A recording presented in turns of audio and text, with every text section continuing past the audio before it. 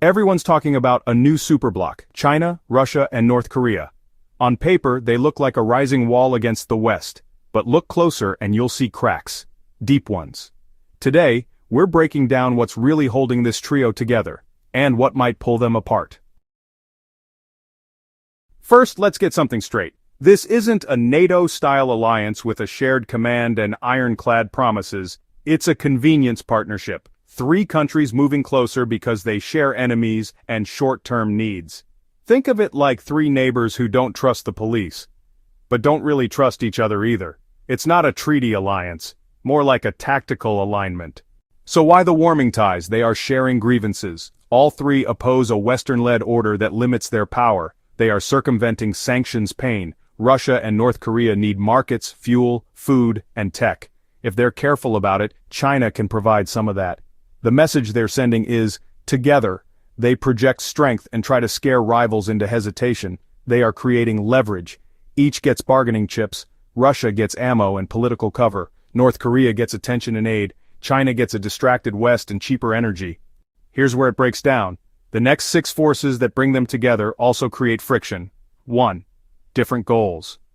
China wants stability to keep trade flowing and avoid secondary sanctions. Russia needs chaos to break Western unity and survive the war economy.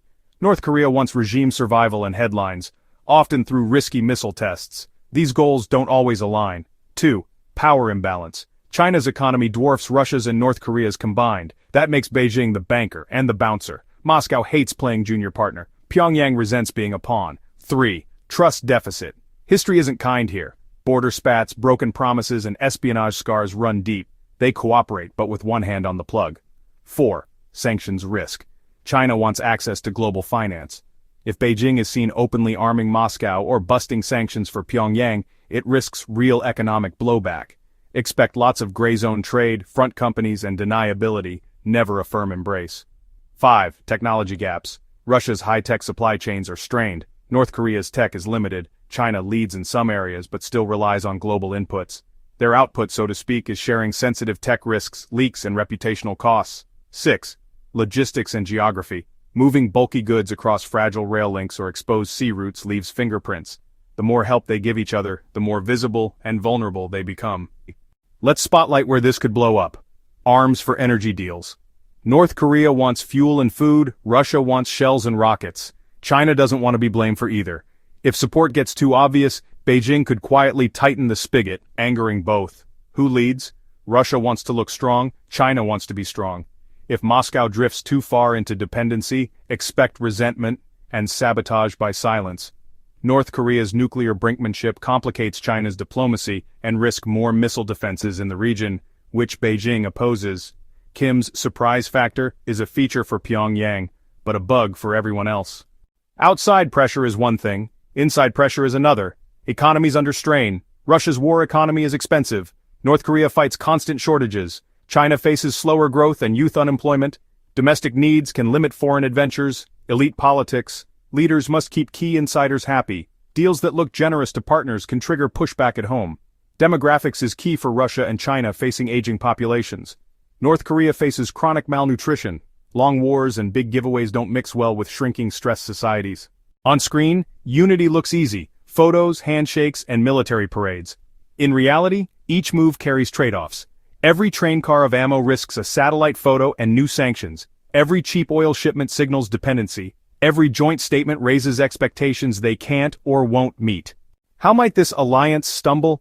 Sanctions squeeze 2.0. If banks and shippers pull back, China reduces visible support to protect its economy, leaving Russia and North Korea scrambling. A miscalculation of the alliance. What if a North Korean test goes too far? Regional militaries respond. China gets a crisis it didn't want. Resource fatigue. Russia can't supply enough value to China. China quietly extracts better terms, or steps back. Resentment grows. Tech and intel leaks. Shared systems get reverse engineered or exposed. Trust drops another notch. If the cracks are real, why does it persist? Short-term benefits. Cheaper energy for China, ammo for Russia, aid and attention for North Korea, leverage on the West. Together they force the US and its allies to split focus and spend more. They have narrative power. We're not isolated, we have friends. That message plays well at home. You don't need secret sources. Keep on the lookout for these public signals: trade anomalies, sudden spikes in dual-use goods or obscure intermediaries, energy routes, rerouted oil and coal flows, new tanker patterns, military optics, frequency and scale of joint drills, missile testing tempo, diplomacy tone, UN votes, veto patterns, and wording. Does China soften or sharpen? Financial telltales: banks tightening compliance, insurers exiting risky cargoes. China, Russia, and North Korea look united because they share enemies and needs. But below the surface are clashing goals, unequal power, low trust, and big economic risks. This is less a steel chain and more a tangled rope. It can pull weight until it frays. If you found this breakdown useful, hit like and subscribe. Next, we're mapping how this trio tries to dodge sanctions, and the simple data points you can follow to see it happen in real time. Subscribe.